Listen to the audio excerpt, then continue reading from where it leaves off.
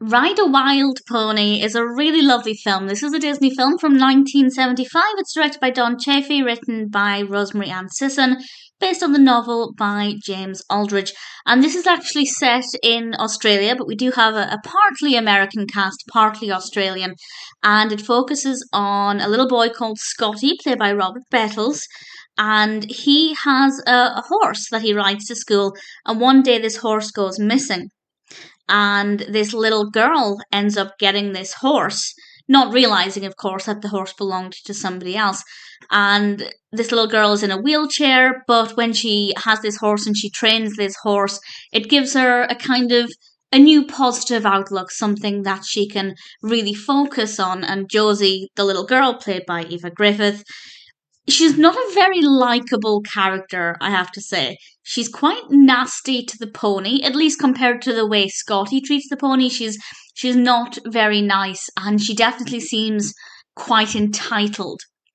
And Scotty locates the pony and is certain that it's his pony, but obviously Josie is saying that it's hers, and they end up having to go to court to find out who gets ownership of the pony.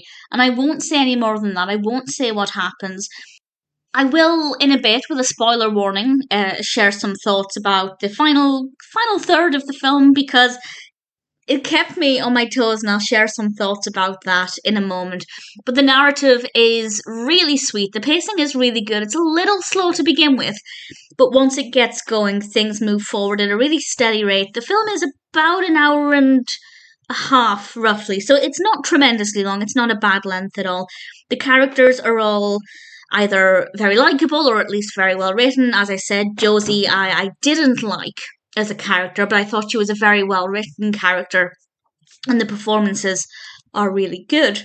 It's filmed in Victoria, in Australia, and we do have some gorgeous scenery, some beautiful landscapes. It's visually absolutely gorgeous, and the horses in this, including the main horse, are very beautiful to look at, and that was rather nice. So if you like horses, I think this one will definitely really appeal to you.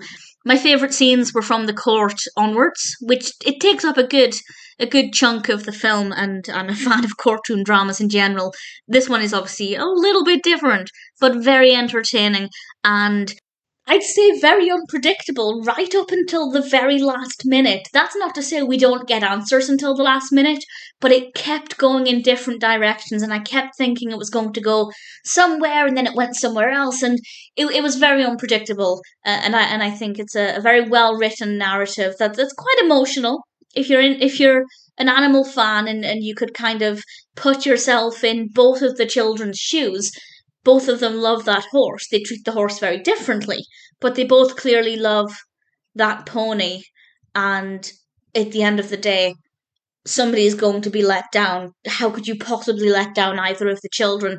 It's a difficult situation that they're in, and I think the narrative does a great job with the story, and I really thoroughly enjoyed it. It's not a film that I'd heard of. I only discovered it because I am watching all of Disney's feature films pretty much chronologically, and this is the point where I am now. And I'm glad I had a reason to discover it, because it's really sweet and really entertaining and very moving, and I absolutely recommend it. So I will discuss big spoilers now. I'm going to discuss what happens, but also what I kept thinking was going to happen. So these are huge spoilers for the end of the film, and honestly, I kept thinking that the courts would decide, or the horse would decide, however it was going to happen, that the horse belonged to Scotty, which is fair, because he had the horse first. But I kept thinking he's going to give the horse to Josie, because she's in a wheelchair and he feels sorry for her, and it kept feeling like that was going to happen. It felt like that when the horse was making the decision.